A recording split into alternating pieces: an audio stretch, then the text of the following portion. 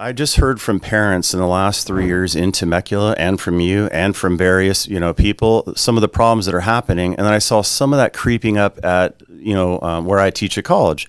One of the things is parental rights are being eroded. We're being looked at like we're getting in the way of things happening in the school. So for me, the thing became about parental rights. The other thing is about sexual. There seems to be an obsession with getting talk about sex into the classrooms where it's highly inappropriate for age groups. That alarmed me immediately. Well, hey, everybody, welcome to Our Watch. I am Tim Thompson. We have another person running for school board right here in Southern California, actually the Temecula area. It is Dr. Joseph Komrosky. Want to welcome you to the program, Dr. Joseph. So glad to have you here. Hi, Tim. Thank you. Yeah, really excited about you running. The Inland Empire Family PAC, myself, we've been endorsing you as a candidate, and I'm so excited that you're running. We look at there's 4 candidates running in Temecula, and all of you are incredible. Tell us a little bit, for the people who haven't met you, for our audience that have heard of you but haven't met you, who are you? Who's Dr. Joe? Thank you. Well, I'm a parent. I'm a concerned parent. I'm an Army veteran. I was raised a military brat, grew up all over the world. I worked in nuclear medicine for 20 years. Right now I'm a full-time professor, and I happen to be living in Temecula. I lived in San Diego for about 10 years, and then I just moved to Temecula. And, the funny thing is I moved here because I thought the schools had a high rating. That's one of the reasons people move to places. So, that's a little bit about me. I'm a little bit diverse as far as my background, but right now I teach college full-time. So you teach college. What do you teach? I teach at Mount San Antonio full-time. I teach logic, ethics, modern ancient philosophy, critical thinking. And then at Cal State San Marcos, I teach critical thinking. So I have a doctorate in philosophy, but the umbrella it can be. But my specialty is logic and critical thinking. Critical thinking, something that seems to be missing from a lot of people's minds. You're running for school board. Why are you running for school board? I'm concerned. I just heard from parents in the last 3 years in Temecula and from you and from various, people, some of the problems that are happening. And then I saw some of that creeping up at, where I teach at college. One of the things is parental rights are being eroded. We're being looked at like we're getting in the way of things happening in the school. So for me, the thing became about parental rights. The other thing is about sexual. There seems to be an obsession with getting talk about sex into the classrooms where it's highly inappropriate for age groups. That alarmed me immediately because I'm a parent. There's no way I want my son or daughter in that kind of classroom. Right. Yeah. So the parental rights, the sexual stuff that's going on. Let's talk about the parental rights. I mean, you're a parent yourself. You see what's going on. You're a teacher. Mm-hmm. You see what's happening. What would you say are the issues when it comes to parental rights? What are the issues? What are the things that you want to try to bring back to the Temecula School District? I think the parental rights, there needs to be more of it. From what I've seen in the past few months, when I was getting really involved now in campaigning, that it seems like some of the admin are like silos compared to the school board having overreach with them. They run independently or like, well, we will let them do whatever they want, and it's not as easy as we know everything they're doing. I want parents to be involved in those schools and not silos to where they're involved with curriculum. So there's CAC, Curriculum Advisory Committee, and then Community Advisory Committee. These are state mandated resources. Now, the school board of Temecula may say, well, we already have that. Yeah, but I want more of it. I want more parental involvement, more parents visiting campuses in the classroom. That way, when somebody shows up, a guy wearing a dress and students are feeling uncomfortable, that kind of stuff will stop if there's a parent in the classroom. I want parents exercising their parental rights. It's like if I said, hey, Kai, stop doing that. I'm exercising my parental right. If I said, hey, school, I don't want my son in that classroom learning about this kind of sex ed stuff. I'm exercising my parental rights. That's what I want.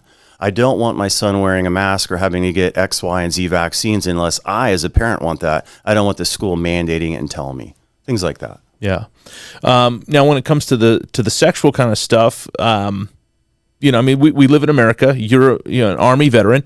You fought for people's rights to pursue happiness. And, we look at what adults are doing outside of school. That's up to those adults. But what we're seeing is this being brought into the school, like you said, discussed with children at inappropriate ages. What would you say are the top issues with that type of, what I call indoctrination, but the issues of adult people talking to children about sex? What are the top issues for you? For me, as a moral philosopher, I specialize in ethics and logic, critical thinking. One of the problems is that these children don't have the moral capacity to understand the longitudinal ramifications of their decisions. For example, and I'll use the analogy that's famous. Like I don't come home and tell my son Kai, who's 6 years old, hey, I want you to carry a 100-pound suitcase up the stairs. Analogously, I don't want somebody imposing a sexual concept or theory into their mind. That's like carrying 100 pounds of psychological, emotional damage. So my concern is harm to the kids, because they don't understand that kind of abstract thinking. Like, what does it mean for me to change my gender? What does it mean for me to have sex? What does it mean for me to be sexually stimulated? That stuff is evil, and that's what's being imposed on our kids. So for me, it's a harm aspect. They're totally not ready for that kind of education. And we'll just go back to basics: writing, reading, arithmetic. Mm-hmm. So where's that when all this is being introduced in the classroom? Right. Now, and I'll say, from the other side, there are some parents who say, well, I want my children to learn about those kind of things. Yeah, so I just say no problem, age appropriate. And how about parents involved in the curriculum, educational pedagogy, like how things are being taught in the classroom, what's being taught? I want more oversight. Yeah. Right now, I just don't think there's enough of it. Yeah. And why is it so sneaky? So, for example, during COVID lockdowns, you interviewed somebody. They were looking at their second graders' assignment, and then embedded in there was a teacher coming out and telling the students, second graders, how she was gay and she was attracted to somebody opposite sex, same sex, and what that looked like. Are you kidding me? These are second graders. If I was a parent, I'd be irate. Yeah. So there's a loss of justice, the fair distribution of good and bad, right or wrong, you might say, in the schools when that happens. Yeah. There's no consent for the parents. Right. Yeah, I'm of the mindset that these conversations shouldn't be happening at school at all. I think they should take place at the dinner table. Yeah, exactly. When we look at families, you're knocking on doors. Yeah. You're talking to the voters. When you're at the door, you're talking to one of your potential constituents. What are the topics that they're bringing up? And these things that matter to them, do they also matter to you? Yeah, so what I do is I keep it open-ended. I say, I as a parent think that you as a parent know what's best for your kids in school more than, let's say, Sacramento. And I just try to create a quick edge just to see if they track with me or not. And most parents, when I say that, they're like, yeah, and they start giving me examples of inappropriate content in the classrooms. So for me, it's fundamentally about this. Politics is about having power over somebody's life. So me running for school board, I would have power over the school board, right? The reason somebody would want to vote for me is because if I had power in this situation, I would want parents more involved, not Sacramento. So I think parents really jive with that, and some of them are more familiar with me than what's going on in the classrooms. I talk to teachers telling me that some teachers at Abbey Rankin within the first 2 weeks want to quit because they're sick and tired of teaching inappropriate stuff that they have to. I talked to a 6th grade teacher at Bella Vista Middle School. This teacher was saying that in between their PowerPoints were flashes of rainbow signals. It's just all around. Yeah. I mean, I could go on and on, but I would say parental rights, most people right away say, yeah, we want to be, or we pulled our kids out of school. So yeah, that's the overriding theme, is we pulled our kids out of school. That's what I'm hearing a lot of. Yeah. So, and I know that the Temecula district they were having an issue with registrations where people, not wanting to go back to school. We look at we talk about critical race theory. Yeah. And a lot of schools will say, well, that's not in our school, it's not in our curriculum. And I'll give them that. It's not in the curriculum, but it is something that's being taught. For sure in the Temecula School District, it's being taught by several teachers. We look at the ethnic studies that are now law in the state of California, and I've looked at potential curricula for that. Yeah. And in that is definitely, there's going to be a push to divide kids into groups of oppressed and oppressors. Yeah. And we talk about critical race theory. They might not call it that, but that's what's there. You're a professor of critical thinking. What is this? What is this that's coming down from Sacramento to the Temecula School District, and what do you want to do to try to combat it? For me, to keep it general, I grew up colorblind. I didn't know what racism was. I grew up as an Army brat. I lived all over the world. I'd had South Korean friends, Afro-American friends, Icelandic friends. I mean, you name it. I never looked at the color of their skin, and judging them whether they're going to be bad or good for me. I judge them on their character. How did they treat me on the playground? Do I want to play with them again? Just keeping it kid simple, right? Yeah. And so I think it gets overly technical now, where if my son goes to school, he's like, Daddy, because of the color of my skin, and they start bringing in intersectionality from Sacramento, things get extremely complicated. And again, we're talking abstract thinking. Kids shouldn't be having to learn this kind of social and political theory. So for me, I keep it real simple. I'm a Martin Luther King Jr. person. I judge somebody by the content of their character. And the reason is because somebody molding their character has a choice over it. That's what's the moral significance of it all. They don't have a choice over the color of their skin. Right. And going back to critical thinking, I teach my kids how to think, not what to think. And the dividing line there is I teach them how not to be manipulated, brainwashed, and indoctrinated. That's what separates me from teachers that are pushing political and social theories into the classroom. Right.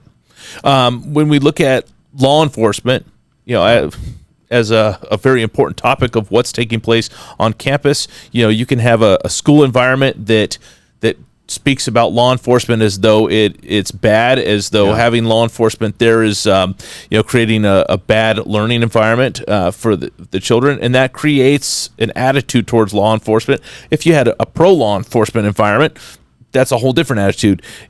When you're elected in November 8th, because we know that the majority of parents are going to want you in office, how is your attitude going to be towards law enforcement, and why?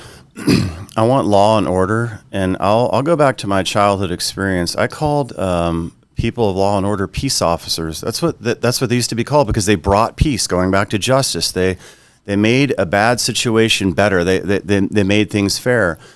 So for me, I take this very seriously. I was also raised in the military. I was an Army Ranger. My dad was in the Army. My stepdad was in the Air Force. I had wall locker inspections before I went to basic training with my own dad.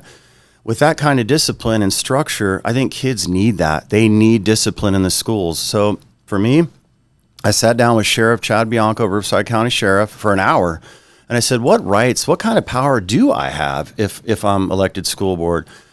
And he said, well, you have a lot more authority and rights than you think you have. One of the things that we talked about is instituting SROs with all schools. I would want them armed, yes, because if you don't have a secured perimeter, this goes back to Army days, if you don't have a secured perimeter, it's not safe. I want safety, and there's no security if there's no armed people. So active shooter drills. We talked with various sheriffs, and not only SROs for safety, but we want discipline. And we want people to look up to the SROs as mentors, not just people that write tickets, because kids need that mentorship. They need somebody to look up to. Awesome. Yeah, so that's what I bring. I think that's great. I really look forward to you getting elected in November. I think it's going to be a really good thing for our valley. How can people connect with your campaign? How can they contribute financially? How can they get involved in helping to make sure you're elected? Thank you. Dr. K, the number 4, TVUSD.com. And in fact, I have a fundraiser coming up this Thursday, 6 to 8, coming up this week. If you want to go to that, RSVP me. And when you go to my website, it's the first thing that pops up. Other than that, on the website, I believe it's Dr. K for TVUSD for my Instagram as well, and Facebook.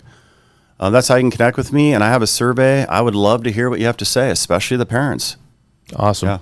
All right. Well, Doctor, very happy to have you running. Tim. Very excited to see you win. And anything we can do to help you, you let us know. Thank you. Thanks all so right. much. God bless you. I want to thank you all for tuning in. Make sure you connect with Dr. Joseph Komrosky and make sure he gets elected this November. We'll see you next time on Our Watch with Tim Thompson.